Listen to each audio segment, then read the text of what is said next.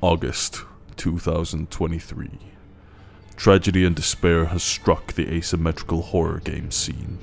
A new rival for the ongoing market leader has arrived, and the question on everyone's lips is who will survive, and what will be left of them when they are finished contending with Gun Interactive's the Texas Chain Saw Massacre.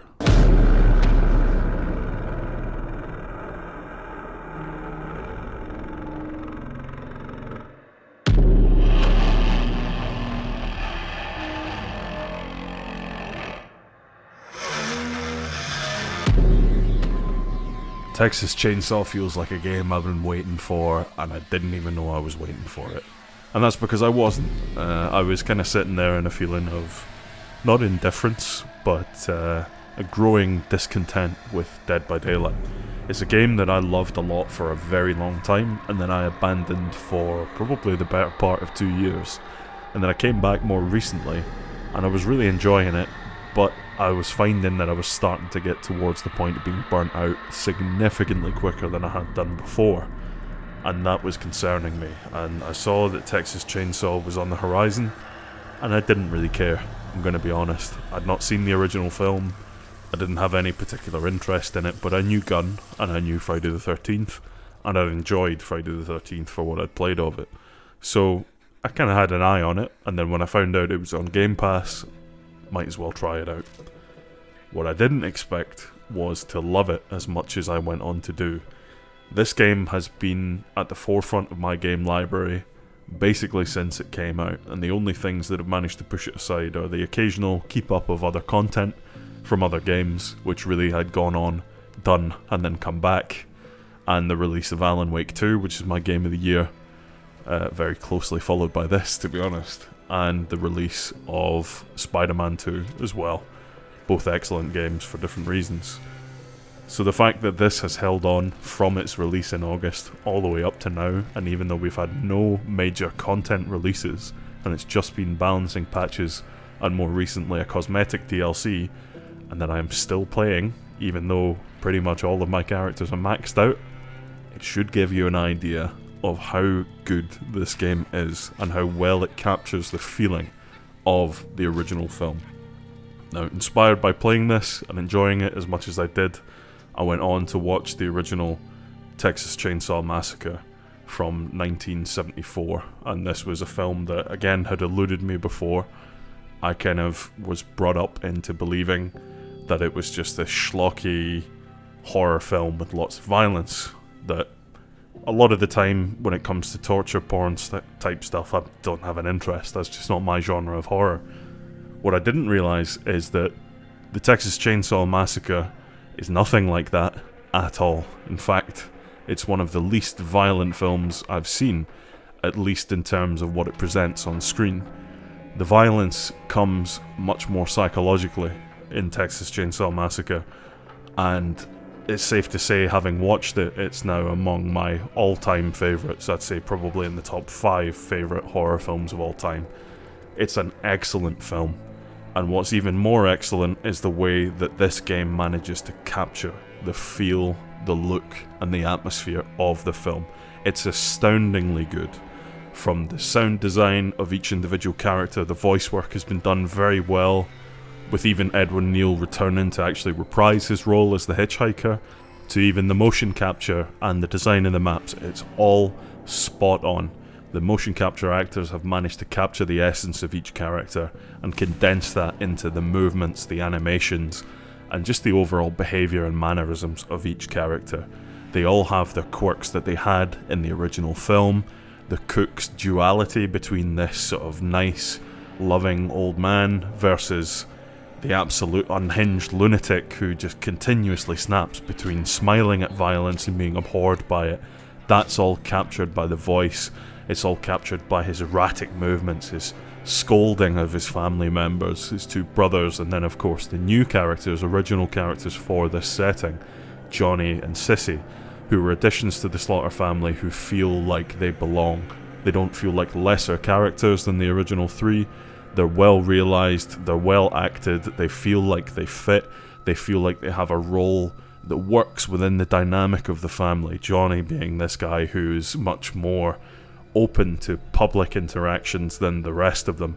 Obviously the cook does have a public presence, he owns the gas station and he operates there and he'll see people there, but he's not as outgoing as Johnny is. Johnny is kind of your archetypal serial killer, going out to find women, to seduce them, bring them back to his place, or not necessarily seduce them, but just bring them back anyway. And let's just say bad things happen to them, and they tend to be involved in a meal that may not be one they're partaking in themselves. But we'll leave that to another day, or we'll probably not actually, we'll just leave that full stop.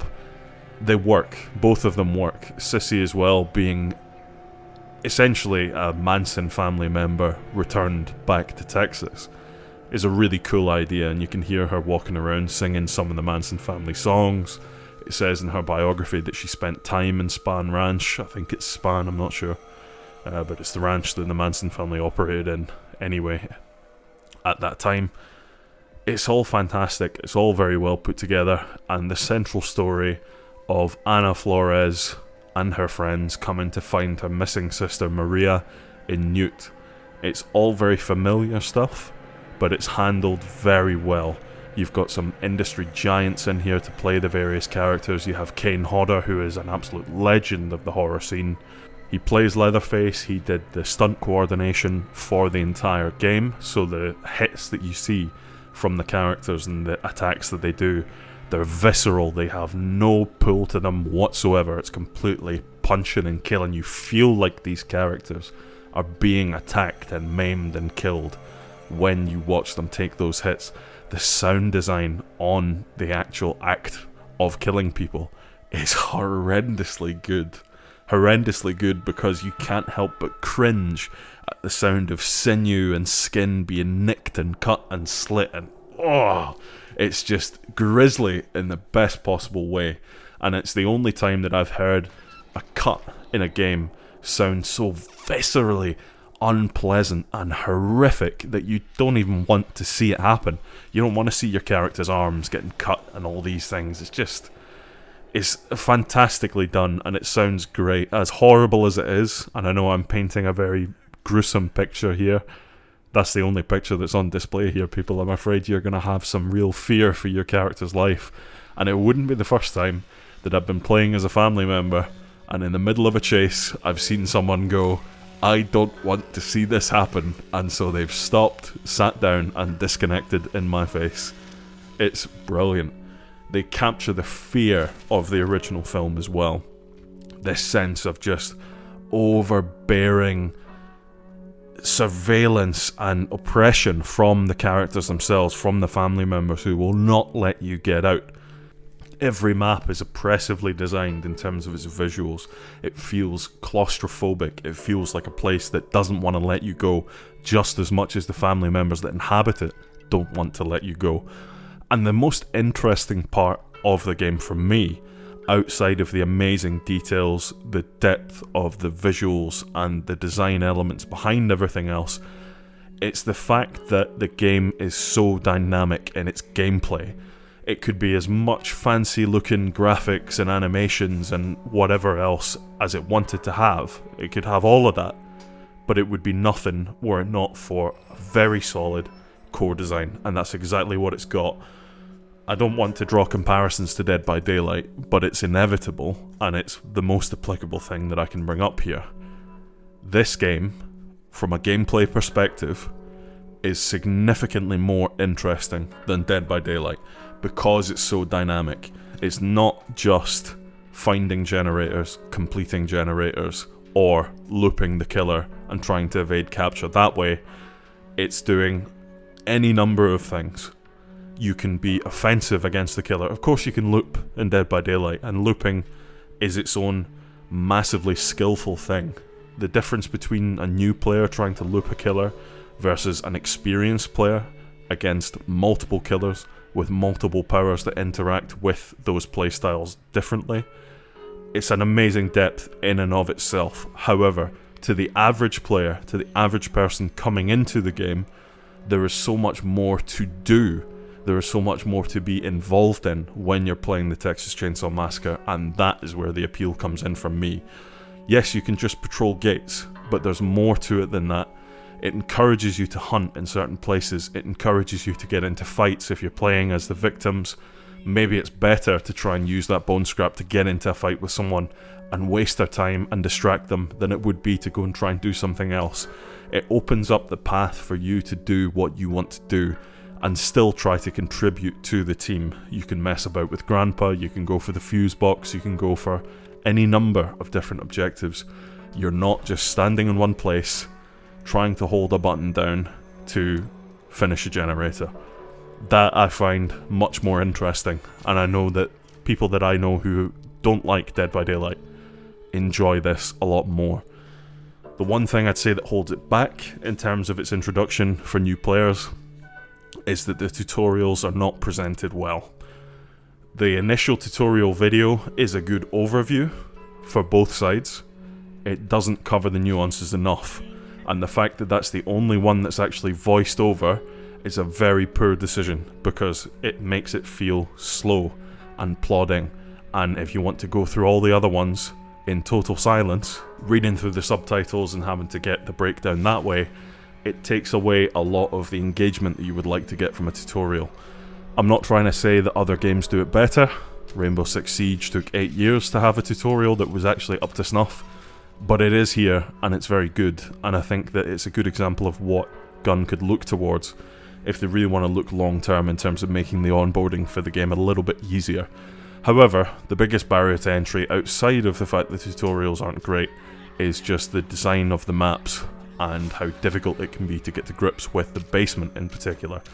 Once you've played enough, you'll get it, it's no problem, but for those first few games, specifically when you're playing as victim, it can be really difficult to actually find your way around.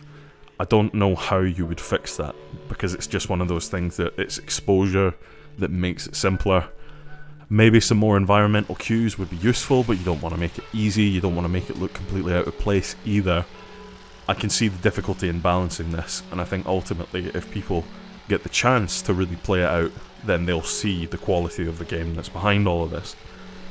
But ultimately, as much as this is just a gushing session about Texas Chain Saw Massacre, the main reason I made this video was to implore you to actually give it a bash. It's a game that really caught me by surprise. I had zero expectations for this, and it's become one of my favourite games to play at the moment and has been for months, and it will probably remain to be, considering we're going to be getting new content by the end of this month, that being November.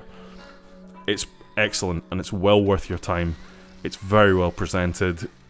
If you haven't seen the film and you're playing the game, go and watch the film. I know that on Xbox, if you have the game, I believe you get a discount on a copy of the film in the Xbox store. Do whatever you need to do, watch the film. It's fantastic, one of the best horror films of all time, without a doubt. But please, enjoy the game. I really hope that it's what you're looking for. If you're playing as victim, just give it some time. I promise it becomes easier to navigate the basement and to get out. Once you do get out and you start getting involved in the gameplay and you see how dynamic it is, how many options you have, how many roles you can play, you're really going to enjoy it. And as the family members, keep an eye on the gates, lock a door after you go through it. I don't want to see family house with a gaping front door. Let's not do that, please.